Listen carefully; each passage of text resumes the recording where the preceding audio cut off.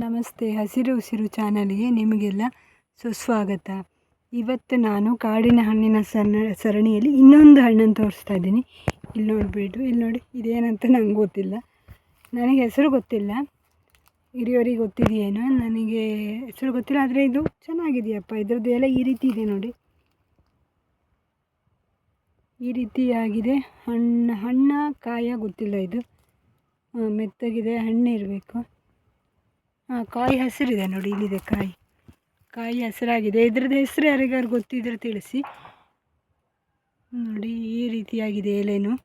ಇದು ಬಳ್ಳಿ ಅಲ್ಲ, ಇದು ಗಿಡದಲ್ಲೇ ಬಳ್ಳಿ ಥರ ಹಮ್ತಾ ಇದೆ. ಈ ರೀತಿಯಾಗಿದೆ. ಇದರ ಹಣ್ಣು ಇದು ಕೆಂಪಲ್ಲ, ಇದು ಕೇಸರಿ ಥರ ಇದೆ.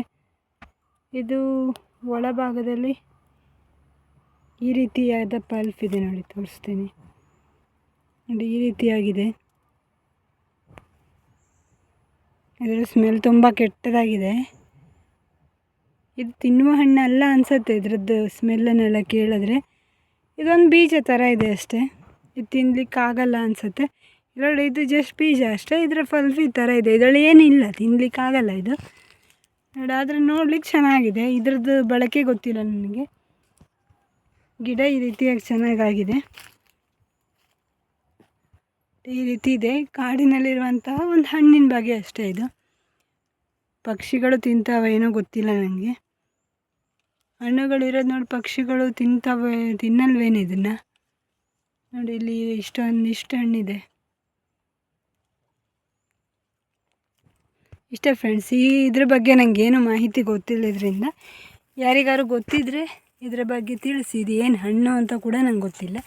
ನೀವು ಇದು ಏನು ಹಣ್ಣು ಅಂತ ಹೇಳಿ, ಇದರ ಹೆಸರು ಗೊತ್ತಿದ್ದರೆ ಹೇಳಿ, ನಿಮ್ಮ ಕಡೆ ಏನು ಹೇಳ್ತಾರೆ ಅಂತ ಹೇಳಿ.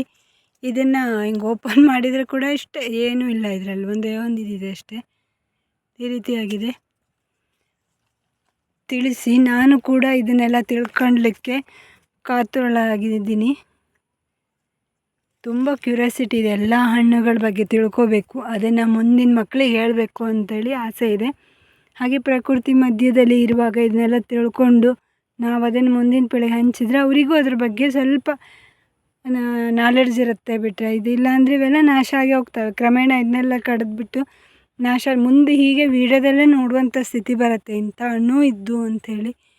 ಹಾಗಾಗಿ ಇಂಥದ್ದನ್ನೆಲ್ಲ ಮಾಡಿ ನಾನೆಲ್ಲರಿಗೂ ತೋರಿಸೋಣ, ಇದರ ಪರಿಚಯ ಮಾಡಿ ಕೊಡೋಣ ಅನ್ನೋ ಕಾರಣಕ್ಕೋಸ್ಕರ ಈ ಸರಣಿಯನ್ನೆಲ್ಲ ಪ್ರಾರಂಭ ಮಾಡಿದ್ದೀನಿ. ದಯವಿಟ್ಟು ನನ್ನ ಚಾನಲನ್ನು ಸಬ್ಸ್ಕ್ರೈಬ್ ಮಾಡಿ.